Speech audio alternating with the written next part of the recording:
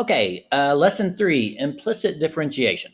And here's the reason we need this, and it's really, really cool how it all works out.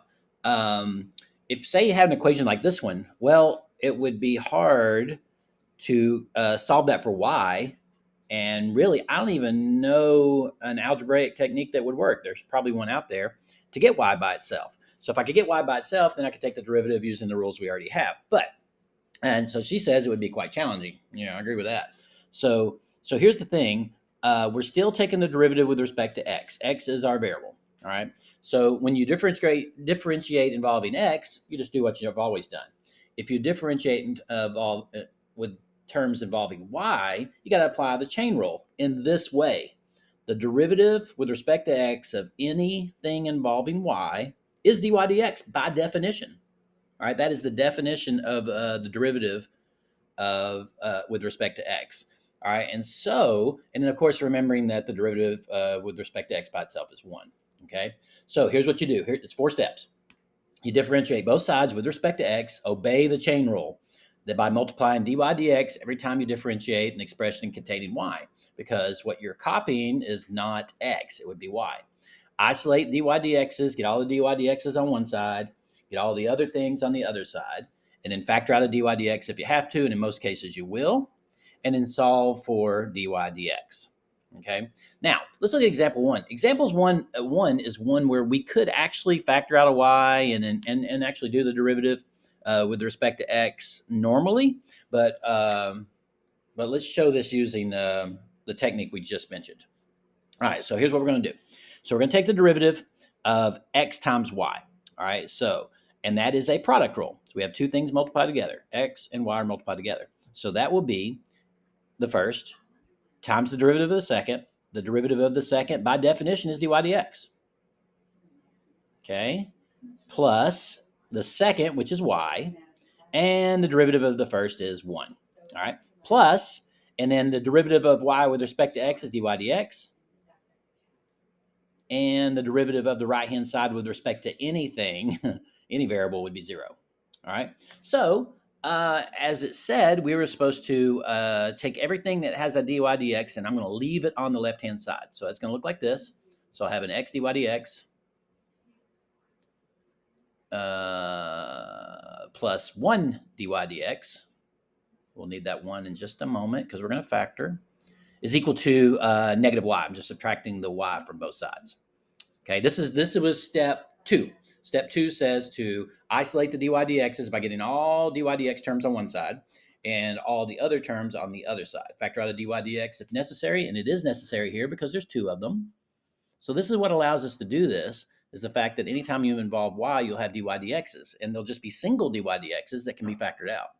So this would give you x plus 1. Okay, and the right-hand side just stays as it is. And now to get dy dx by itself, we just have to divide both sides by x plus 1. So the derivative of this crazy equation, which could be written as a function, in this case, is going to be the opposite of whatever the y is, divided by 1 more than the x. Okay, so that then, for x equaling 3 and y equaling 2, so let's see, how can we say that? So this dy dx evaluated at 3, 2. I don't like that. Okay, evaluated when the x and the y's are 3, 2.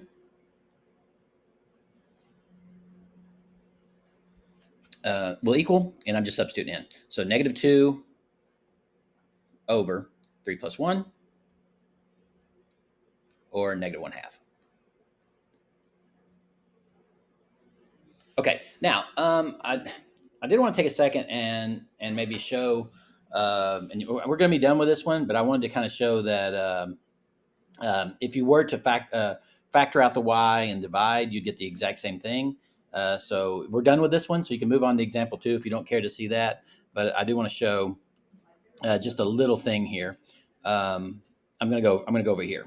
So I'm just going to go over here, This is not example 2 anymore. This is just example 1 in a different way. So say we factored out the y at the very beginning, and then we had the x plus 1, right? And then that's equal to 8. And then getting y by itself, I could divide by the x plus 1. Now, we couldn't do that in that one they showed earlier, because how in the world are you going to get the y's by itself when there was multiple ones and multiple powers? That's pretty difficult. All right, so I could rewrite this as 8 and then x plus 1 to the negative 1, and then just apply my power rule. Okay, and I don't need a chain rule in this case because the derivative of the inside function is just going to be 1. So dy dx then in this case, and you're going to think it's different, but it's not, it's going to be negative 8, and then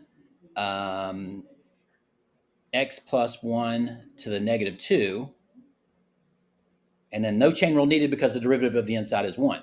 And so if I evaluate that when x is equal to 3, then we end up with, so when x equals 3, so dy dx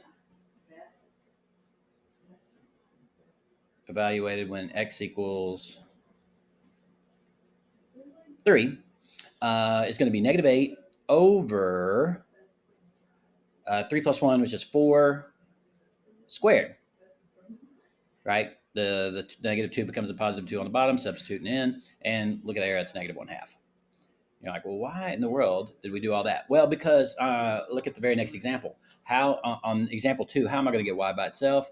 That's going to become it's kind of a quadratic situation. You probably could do it, but it's going to be kind of crazy and difficult. So we need to have a better way, a more efficient way to deal with ones like that. Okay.